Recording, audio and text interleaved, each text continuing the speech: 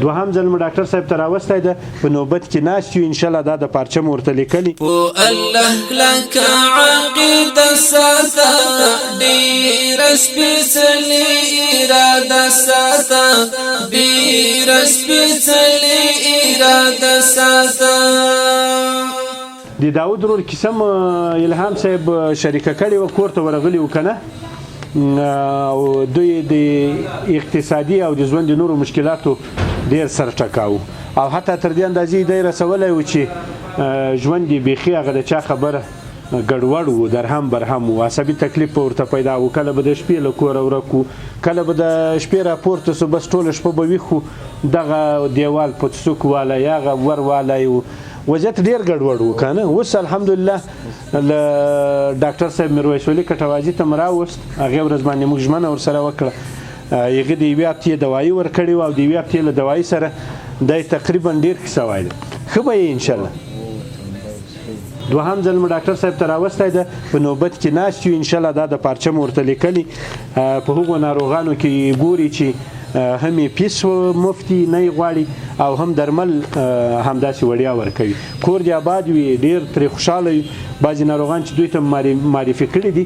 ډېر ښه سوي دي ډېر ښه سوي او انشاءالله ته هم ښه سوی شیطانان والا سم پخلا او تندی د ذکر غشی او لیند ساتا دیر سپیڅلی اراده ساتا دا ځل مو دغه برخه ځکه ویډیویي کړه چې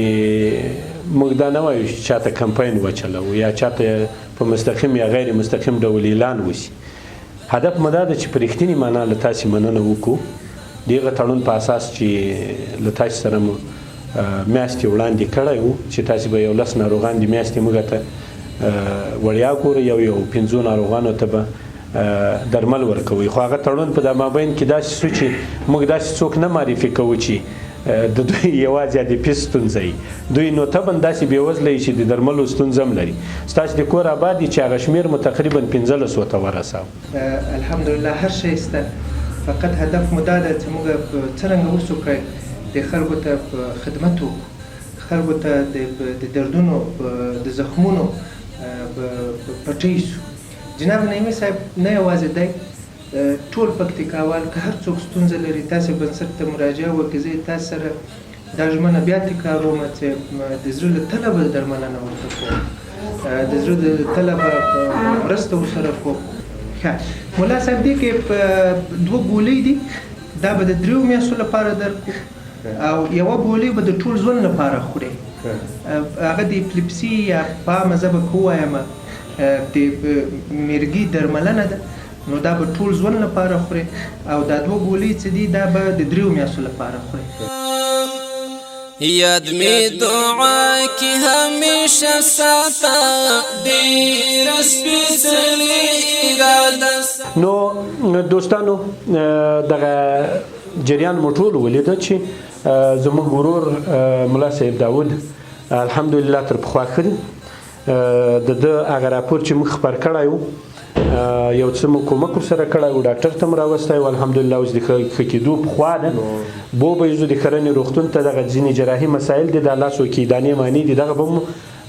هغه برخې کې وګورو ښې به شي انشاءالله او ډاکټر صاحب د 2م ځل لپاره پارچه ورته لیکي زموږ یو همکار او دوست له هند هیواده 1900 کلداري کومک ورته رالیږلی ده دا م ورته سپارو الله دې صدقه قبوله کړي کور یې ودان سر د شونډو مینا مساته ډېر سپېڅلې دغو نغدو باندې به د کور مشکلات او دا شیان حل کوي د درملو غم دې خوړل سوی ده او روغتون ته به هم لاړ شو مهرباني خیر یې خدای پاک نعیمي صاحب چې ډېر ښه ورسره وکړه چې له موږ سره یې دونه همکاري وکړو خدای پاک دې نه خواري نه کړي اراده ساته